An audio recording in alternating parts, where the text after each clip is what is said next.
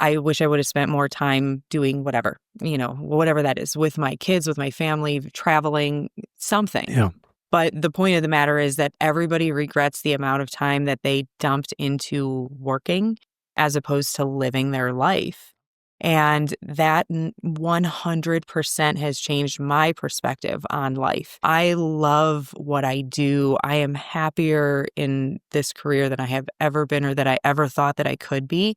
But at the same hand, I am very, very, very careful to balance my life. This is the Buried in Work podcast, where we share tips and interview experts to help you simplify estate planning and end-of-life tasks. Thanks for joining the Buried in Work podcast. I'm Jared Rizzi. Today we have joining us Kacie Gikonyo, who is right now, a couple of things that she's created: the Death Doula Collective, Death Doula School, background as a registered nurse, over 12 years of experience. And I want to talk about everything that you've learned, these things that you've created, and the kind of care that I think people who are in this conversation are probably very interested to learn more about. But first, Kacie, welcome to Buried in Work podcast, and thanks for spending some time with us. Yeah, thank you so much for having me. I'm really excited to be here and have this fun conversation. So I want to talk about your journey here. You a lot of the language I've seen you use in other contexts is about journey, specifically about the end of life, but a little bit more above ground. I think you've taken this transition from work in nursing to this death doula focus. How did that happen for you, and what is it that you're getting now that wasn't there before? Oh, yes, great question. So, I'm a registered nurse. I did this for over a decade, and I worked with people in end-of-life situations. I worked in long-term care, skilled care, memory care, people who were at or nearing the end of their life. So people, when you think of end of life, they automatically think of hospice, but sometimes we discount the long-term care staff because long-term care staff get to know people for sometimes years up until and then throughout their death. And sometimes in a long-term care facility, people don't have any other family members. And so the staff members almost become like their family. And so this is kind of the environment of nursing that I grew up in, as a nurse, of course. I quickly became attached to people. They didn't have family. They didn't have anybody else. And so, their faces would light up when we get there. And I'm able to just kind of, walk them through their end of life and make sure that they're having a great, everything is going the right way. But then eventually they get to the death part, and then I'm able to identify, hey, I think we need to bring hospice in for additional services. And so then, Sure. Long-term care nurses work with hospice just to make sure that people have the best death that they possibly can. And so as I was doing this and in my long nursing career, there's just so many gaps there with end-of-life care. There's so much room for more support, not only for the dying individual, but also their loved ones. And the situation that I was in, it was just blindingly obvious from the very first death that I experienced to the very last. And the very last death that I experienced as a nurse was working the front lines of COVID. I had experienced many, many, many deaths prior to that. However, I was working in a long-term care facility in Philadelphia at the time. There was about 350 residents in that facility, and COVID got in and we lost, 125 people within 4 to 5 weeks. So, a massive amount of people that died in a small amount of time. And these people died really tragic deaths. They did not get to be with their family. They didn't get to say goodbye. A lot of times in these situations, the last time their family members saw them, they were perfectly healthy and they didn't know that was going to be the last time they were able to see their person. And now all of a sudden they're dying of COVID. They're alone. There was more people in the whole state, dying of COVID than there were hospice staff. So a lot of people weren't even receiving hospice services just because it was physically impossible. And even the nursing staff in the long-term care facilities, they were working bare bones. Half of them had COVID, half of them had quit because they were scared, So there wasn't even staff there to sit with these people and to hold their hand and to ease their fear and to let them know they're not alone. I ended up being that person, but that's not the role I was supposed to be working in at the time. I was supposed to be doing a lot of nursing stuff, but it was like all I could focus on was these people. They were dying. They were scared. They were terrified. They were alone. And I would do everything that I knew I shouldn't do as a nurse. I would take off my gloves and I would hold their hands because they hadn't felt a human touch them and they were just so scared. I would push their beds up against the window, those that were on the bottom floor at least. And then I would call their family members to come sit outside the window because that was the closest they could be to their person as they were laboring out of life. So it was in this moment that I realized I love everything that nursing has taught me, but I don't know that that's where I'm supposed to be. I think maybe I'm meant for more. Instead of being really focused on nursing things like I should have during COVID, I was really focused on trying to help these people die better. And that's where I felt like I was supposed to be. And so I ended up getting laid off from COVID just because of all of that mess. And I knew immediately there was going to be a shift, that I wasn't going to go back to nursing, that I was going to find a different way to do things. And so that's kind of what led me to the death doula role. I want to back up because you said something. There's a stereotype that I'm sure you're aware of about people in care facilities not necessarily always putting themselves first, second, third, 20th. And I think about the personal risk that you took in a time when I'm guessing you didn't know whether taking off your gloves might endanger you, or doing things a little bit outside of protocol might either put your job or your own personal health at risk. And you were talking about other people didn't show up. I'm thinking about the pressure in that moment to yourself, just say, screw this, I got to get out of here. What is it about you that didn't do that? Because I know the answer is going to be care people. This is who you are, right? But if you can take me into that moment, because you're scared too, you have to be. We all were, especially in those first few weeks and seeing what you were seeing around you. So take me into that place, because I'm guessing there was a choice that you made every day to go back in there. Why? I did, yeah. And I had young kids at home too. My kids were 1 and 3 and 16. So I had 3 kids at home, of various ages. So it was a risk. But for me, I don't know, in that moment, it was like that was put aside. It was almost like something else was leading me or telling me that this is what I needed to do. And this is why I tell people that I feel like being a death doula, that was my calling. Like that's how I figured it out right there. Because something was telling me that it was going to be okay, that I was going to be okay. And let me tell you, I took off my gloves and I held the hands of so many people who were dying of COVID. And guess who didn't get COVID? I did not get COVID. I did get it like 3 years later. But in those moments when I was sitting there with those people, doing that, I didn't get COVID. I don't know. It just felt like this is what I was supposed to be doing, and something or someone maybe was protecting me. I don't really know. But it was like I didn't even really think about that as much, I did everything that I could do to protect my family, to change my clothes and launder and all that stuff. So I was leaving everything behind. But it was immense pressure because my job was, I had young kids at home. Their dad is also a nurse. So, imagine that stress, right? And then the daycares are all closed and you can't just get a babysitter. No one's coming to your house, I mean, it was the most pressure you could ever imagine. And then on top of it, my work was like, you're not doing a good enough job. You're not doing a good enough job. You're not doing a good enough job. And that was the only thing they were telling me over and over again. So, it really solidified when I got laid off. It was like, I wanted to be hurt for a minute, but it was like, no, like this was supposed to be behind me and I'm supposed to move on to something different now for sure.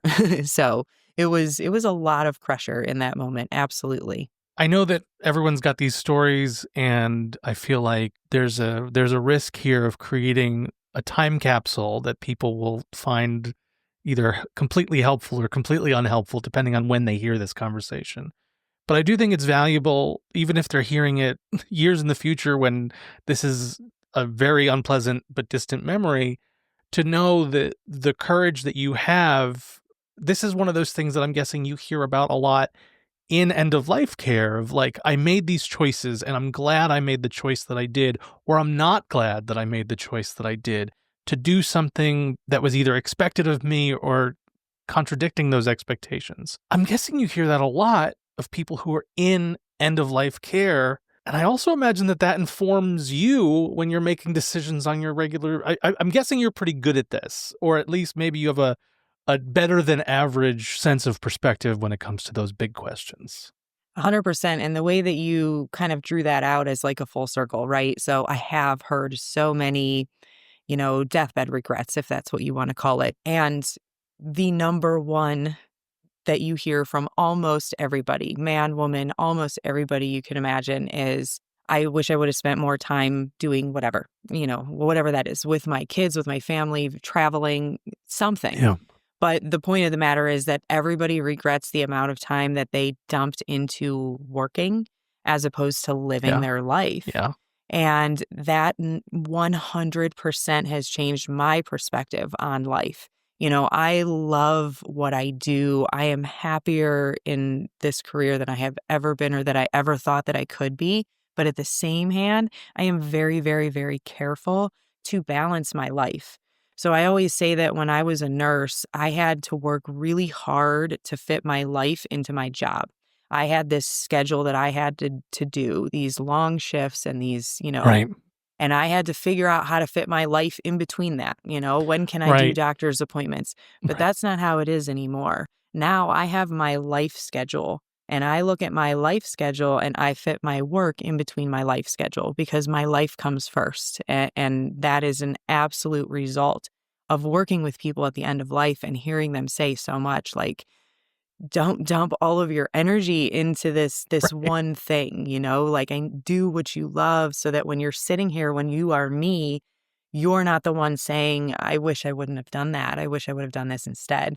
So it is a very personal goal of mine to make sure that when I am on my deathbed, I can look back and say, like, I'm really proud of all of the things that I did with my life. I'm proud of the amount of time that I gave my kids, that I poured into my family, that I poured into myself.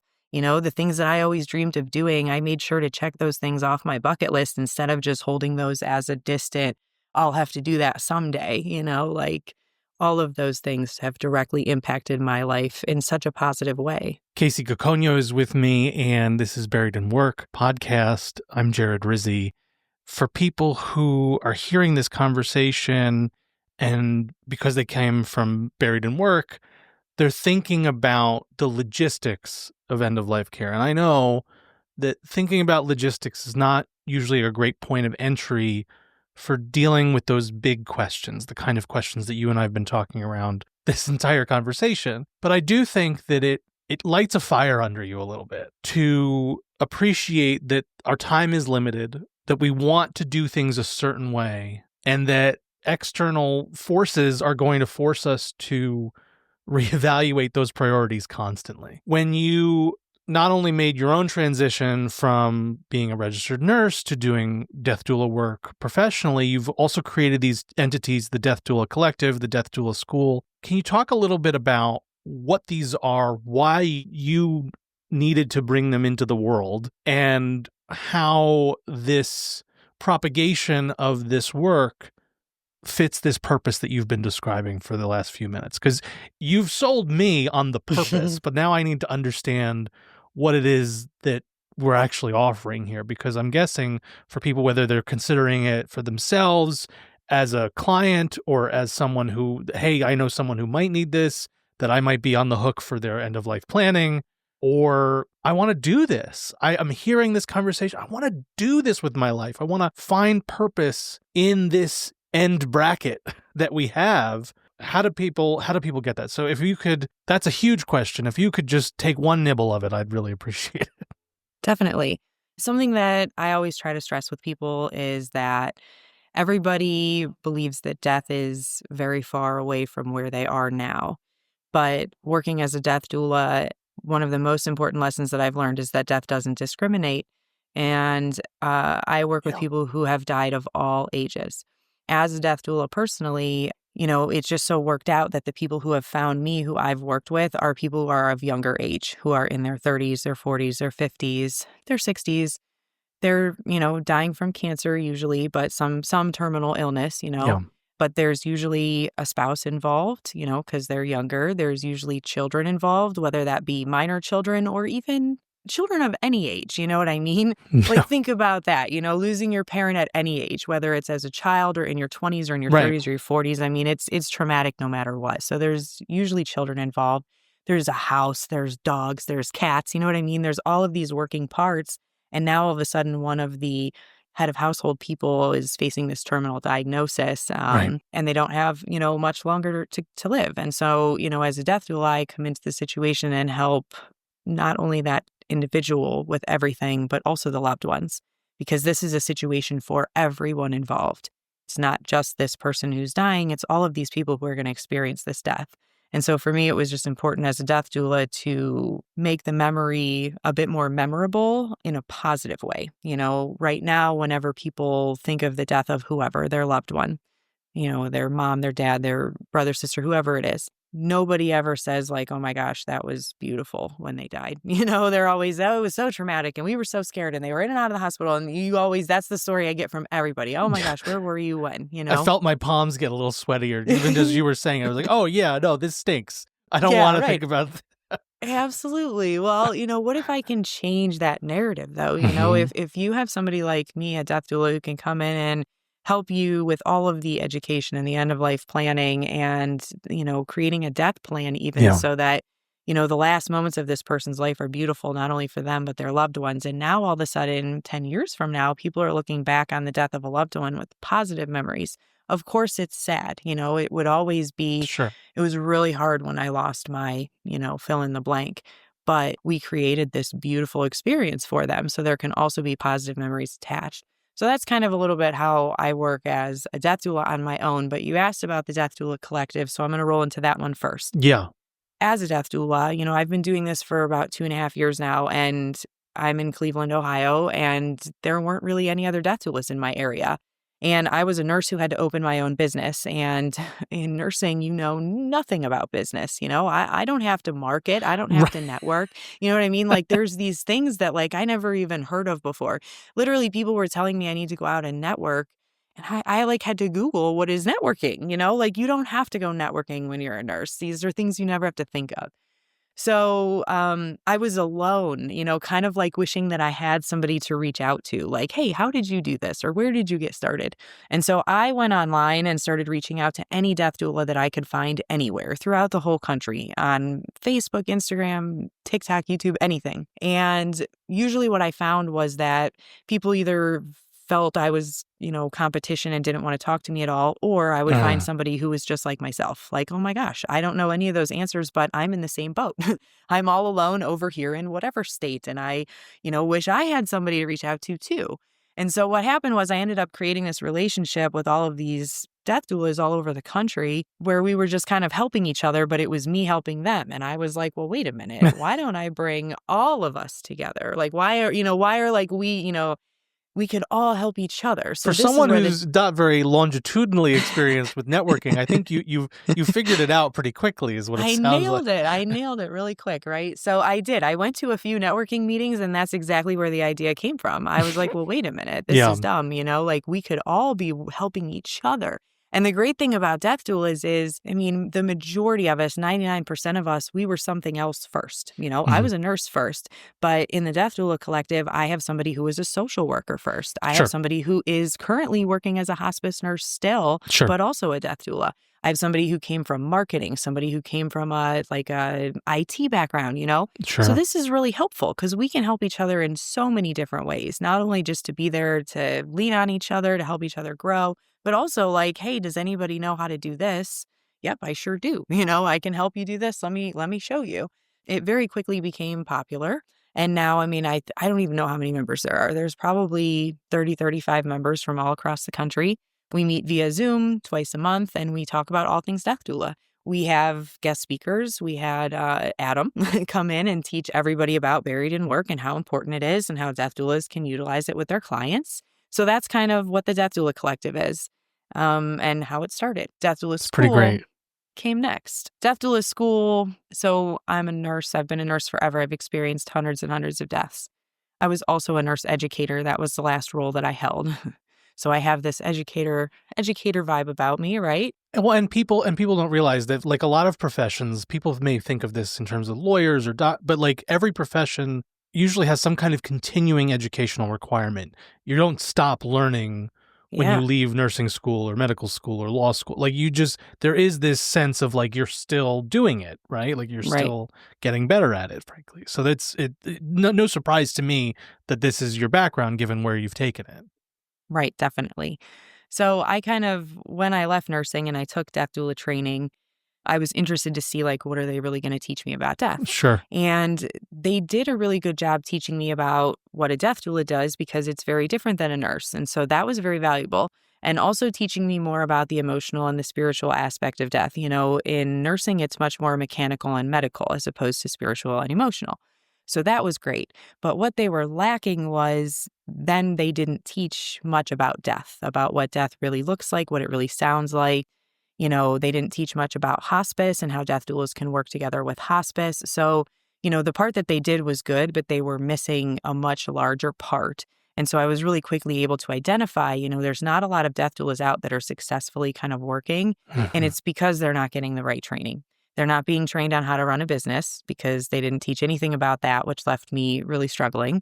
They don't teach about working, you know, hand in hand with hospice and passing referrals back and forth. They don't teach about the medical aspects of death and dying because death doulas are non-medical. However, a death doula who understands medically what the body's going through as the organs are slowly shutting down is going to be just immensely more valuable than a death doula who doesn't have that information. So as soon as I took my training, I already had these gears spinning in my head, like, I got to do this better. I have to train people better. And so that's kind of where death doula school came. I worked as a death doula for about 2.5 years first. And then I opened death doula school, training other death doulas to kind of do exactly what I do. And we opened in March of 2022 last year. And I graduated 35 death doulas between March and the end of the year Wow. last year. Yeah. And so now death doula school is evolving. It has two options. The option that currently exists is like a learn at your own pace option. You know, you're busy, you're working, you're a mom, you're got a job, you've got this, you've got that. Learn at your own pace. You fit it into your life wherever you feel, you know, fit. But this year, I'm also doing live cohort classes as well. So my first live cohort will start in April. And it is a very small cohort because I like to provide individualized education and support. You know, I'm not here to just pump people through my school. I'm here to like really focus on them and be sure that I'm creating actually successful death doulas who are going to get out there in the world and know exactly what they're doing. So that's kind of what death doula school is about.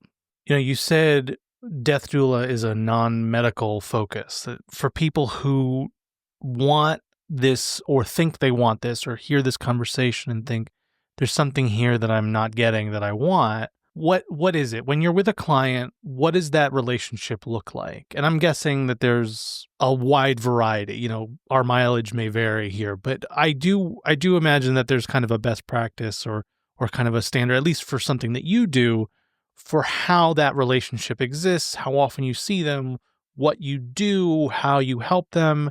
You know, you mentioned earlier the conversation, not just with the person, but with their family or their loved ones or whoever else. You're creating that good memory or better memory. How do you maintain focus on the individual who's going through this transition? And how do you also give some kind of care to the people around them? So I am fascinated by the kind of nuts and bolts of what that relationship What does looks it like. look Because it's like? not medical, but what is it? Right. So you nailed it with saying that it can look like a variety of things. And that's important to note because we don't work for the medical system. So in order to sign on to hospice, you have to check a certain amount of boxes. You have to be given a terminal diagnosis with 6 months or less to live. Death doulas, we don't have those limitations. We could work with anybody at any point. So that's kind of, you know, the first thing that's important to note. Because of that, we're also able to provide really individualized care based on needs, you know, so it does kind of vary based on what somebody needs. I have clients who are virtual, who have found me on social media and they really want to work with me as opposed to finding somebody near them. And so I just provide them virtual support via Zoom. But what it looks like for most people who are local to me, where I'm able to be kind of hands-on with them, it looks a little bit like usually they get a terminal diagnosis and they call me kind of right then, you know, right as soon as you've gotten this diagnosis. maybe you're still doing palliative care treatments or you're still getting some chemo, maybe you're getting to Yeah. go into a study, right? So you're not hospice appropriate. So you can't get that additional support from hospice yet, but still there's a terminal diagnosis looming over you and your family's heads. And it's just kind of like, what do I do? Where do I go with this? And so that's usually where I come into the picture is like way early on, so it's not in those like last moments where we're holding their hand, which we will get there. But I try to come in as soon as I possibly can because the first thing that people usually don't have in place is their end of life planning. And a lot of times Which is, of course, where we, I did this. Here we go. This is Yes. obviously the thing that we're trying to, because we know that is such an emotional and intellectual and physically draining moment. So just give people any resource you can to help this moment, give them any kind of sandbag to prevent the flood, right? Like that's absolutely. So I this is why we're having this conversation, right? Because we understand the vulnerability, the need, the deep need in that moment. But but what does that look like then from a nuts and bolts perspective? Yeah, for sure. So I just I help them figure out which end of life planning they have in place. Because a lot of times people will be like, oh, I've already done all of that. And it's like, okay, well, what's all of that? Let's lay this out here. What's all of that? Yeah, show me. And then you find out, okay, well, this is good, but we need this and this and this and that and this too. And maybe let's have someone look at that because it's like 12 years old, like there's all these things you just kind of want to double check and make sure. I don't actually do end of life planning. I direct people straight to buried in work or straight to a local estate attorney or, whoever they need to meet with. But I make sure that that connection is made and that those things are done in a timely fashion. Because when we're dealing with a terminal illness, you never have any idea when something's going to happen and someone's cognition is going to go. And when it comes to end of life planning, that's got to be done before our cognition is gone. Right. Or now all of a sudden we've got a real problem on our hands, because now we don't know. So I'm just really kind of passionate about that. That's like the first thing that I love to dive into. But once we get that out of the way, which that usually doesn't take too long, a week or two to get all of that kind of wrapped up in a bow, then we start really diving in with the client and their diagnosis. What does this look like? What could the future look like? What are the biggest things weighing on you? What are you most afraid of? A lot of people have tons of fear and tons of anxiety about death, but when you start talking about those fears and anxieties, some of them can be relieved just with education. I am terrified I am going to die in pain. Okay, well, let's talk about what this looks like. Hospice will come in, there's these medications available, this is how they can be given, here are the things that we can do to make sure that you don't die in pain. And then that can be a little bit relieving, like, okay, well, that makes me feel a little bit better. There's a whole plan here to prevent the pain. In the beginning stages, when we're not so near death, meeting looks like maybe once a week for an hour, here or there. Maybe we'll skip a week here or there, whatever feels good for you, because we're just in the beginning stages here. We're building a rapport, me and the person, but also me and the loved ones. Because as I become more and more important to the person, they're going to be constantly telling their loved ones about me. So it's kind of like in connection, building a great rapport with them. Then I start kind of interweaving myself in such a way of, that I'm here for them too. Do you want to have them join us in some meetings? Would you rather have me do a meeting alone? And it's very much individualized. I've done everything where I've met with family members alone and had our own meetings where we talked about stuff. I've met with the whole family together. I've met with, just the husband and the wife. I've done whatever feels good, but whatever I need to do to get involved with the family so that they know that I'm there for them too, that's really important. Because then as we get nearer to death, I increase my visits quite a bit. When they get closer to that moment, I try to be there as often as possible. But that's when the family's going to need me more. Because as a person, an individual gets nearer to death, they don't need so much from you. In someone's last days, they're really just kind of sleeping, for the majority of the day. The people who need me are their loved ones who are watching them slowly die for days. And they're scared and there's noises and things look different. And today looks different than yesterday. And is this okay? And what do I do? There's just all of this questions and all of this. And I like to get in there before those questions and educate. Here's what we might see. Here's what this could look like. If we do see this, here's what we should do next. Here's an intervention to put in place, whether that's roll them over or call hospice or whatever, depending on the situation. But giving people kind of these basic skills like, hey, you might not even think to do this. This is helpful. This is going to relieve pain or assuage some fear or do something that this person has told me that they need. in that For moment. sure. So just kind of educating about what things are going to look like helps take away a lot of fear too. There's something called the death rattle, for instance, that most people will experience in their last moments of life, and it sounds really scary. Preparing somebody for that, here's what we might hear, here's what it might sound like. It's going to sound really scary. I want you to be prepared. Then when they hear it, instead of that instant fear, it's, wait a minute, I think that's what Kacie taught me about. I know what to do. And so it's definitely still scary and you hate hearing it, but instead of just being frozen in fear, you're able to identify, oh, wait, I know what this is and I know what to do. She gave me a here's what to do next. So it really helps to empower the loved ones instead of having them feel helpless. But something else that I really love to be passionate about is helping people create their death plan. So as I had mentioned, in the last few days of your life, you're asleep for the majority part of the day, or the majority of those days. Most people can't even really communicate, or if they Yeah. can, it's confused communication or very, very minimal yes or no here and there. You really can't speak for yourself in those last days of life. So I love to get my clients to think about this before we get there. What can we make that look like that can make that the most beautiful experience, not only for you, but your loved ones? I like to tell people, let's make it a beautiful sensory experience. Let's think of all of your senses and how we can just make it beautiful. So, in your last moments of life, you're usually laying in a hospital bed. And when you do open your eyes, you're kind of looking up at the ceiling. But if you look at the ceiling, that's really boring and ugly all the time. So, what can I have on the ceiling so that in those many, many moments that you do open your eyes, all you see is something beautiful? Pictures of your family, the beach, horses, nature, the mountains, I don't care. Whatever it is that makes you feel so comfortable, like I'm doing it, let's get it up there. And then let's think about which sounds you want to hear. Hearing is the last thing to go. So somebody can be laying there sleeping for 2 days straight without communicating with anybody at all, and you think they can't hear anything, but they could be taking in absolutely everything.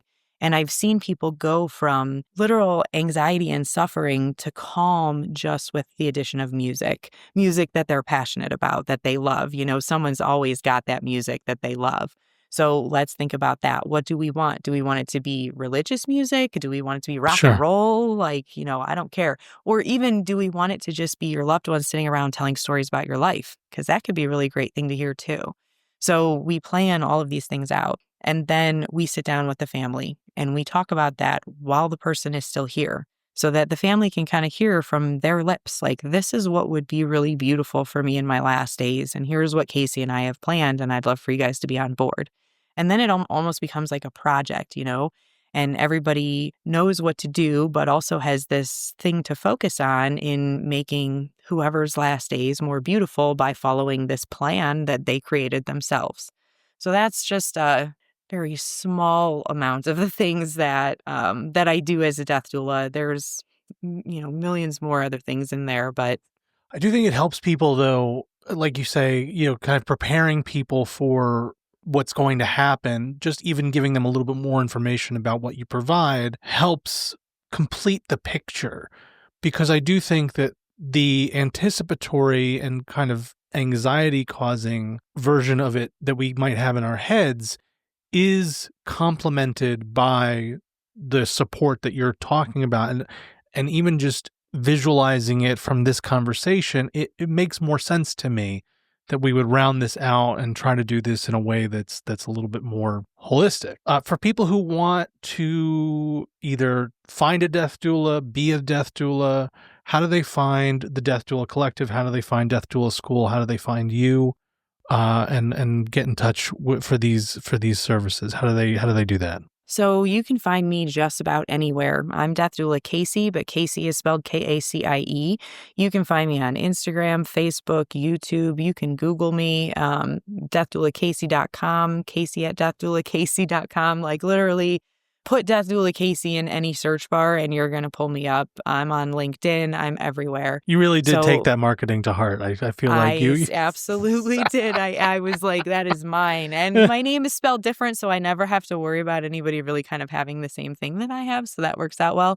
But definitely, I'm just really easy to find. And I'm also very accessible. I mean, I answer my own emails and I'm open to conversations, to answering questions. If you're interested in becoming a death doula and going to death doula school, please reach out so I can get you some information on that right away. If you just want to learn more about death and dying, follow me. Follow me on any of my social medias. I post all the time just little micro bits of teaching people about death and dying. So yeah, I mean, that's kind of the best way you can find me. If you are looking for a death doula in your area, unfortunately right now, as of yet, there's not like one singular platform where all of us are. I tell people to just Google. Most of us own our own businesses and we have our businesses listed on Google. So if you Google death doula, end of life doula near me, it's likely that one of them will pull up near you. But also you can always reach out to me and I can see if I know somebody in your area, because I do know death doulas throughout the whole country. So. And the last question that I want to ask, and I know we've already kind of talked about, kind of you and the things that you provide, but I think about the mission of Buried in Work, and one of the big things that we're trying to do on a regular basis is start to normalize, but even just start these conversations that we acknowledge hard. People have very normal anxieties and fears about. If you could give a tip for people who want to either have that conversation on the I'm having that moment and, need to reach out to my family, or I can tell that somebody that I care about is going to have that conversation. How can people start? Again, this is the tiniest germ at the beginning of a conversation of what the death doula process is, but how could people really start that conversation? I have 2 tips for that. My first bit of advice is to tell people that you met death doula Kacie, and she taught you all about end-of-life planning and the importance of it, and she really planted this seed in your head. It's a great way to open the door. I met this girl, she's a death doula, and here's what she's doing, and it really had me thinking, and I really want to make sure that, we have things in order, But I also love to recommend resources like Buried in Work. Buried in Work has those decks of cards. Yeah. I always tell people, bring that stuff to Thanksgiving and start asking people questions. Start bringing it up. Everybody thinks that nobody wants to talk about death, but sometimes when you start talking about it, you realize that people do want to talk about it more. Yeah. Now, you will still find people who are very resistant to that. So I'm not saying that everybody's going to be like, oh, great, I've been dying to talk about death. But a lot more people will probably be open to it than you think. And, opening the door with just, I met a death doula, or, I found these deck of cards that it's got great questions on it. There's also the end of life deck and the death deck. There's all these resources out there that we can get our hands on. But, I like to say we need to change the narrative around death and dying, and that starts with us. And so how can we do it? Just do it. I always say one of these days Nike's going to pick me up, because I'm always saying, just do it. Just do it. Like we have to start changing the narrative. And so even though it is scary to open these conversations, we just need to do it, because you have to choose your hard. You're either going to have that really hard conversation now when, it's awkward and there might be weird vibes, or you're going to have to figure it all out in a panic later. And it's going to be way, way, way harder for you to have to figure out these things that you didn't want to talk about beforehand when you had the availability to. So that's my advice. I love it. And I hope that people do just kind of rip that Band-Aid off, just do it, because this is a conversation that, in a world where there are a lot of hard conversation topics out there, this doesn't have to be one of them. And I really appreciate you, Kacie. I really do. This has been an absolute joy to talk to you and learn more about what you're doing, but also just the way that you approach this is so refreshing. And I hope that people appreciate that the way I do. Kacie Gikonyo, the Death Doula Collective, Death Doula School. Find her anywhere. And thank you for listening to this conversation, the Buried in Work podcast. I'm Jared Rizzi. Thanks so much. Thanks for listening to another episode of the Buried in Work podcast. Remember, you can save 10% on our estate preparation package and games with code podcast10 at buriedinwork.com.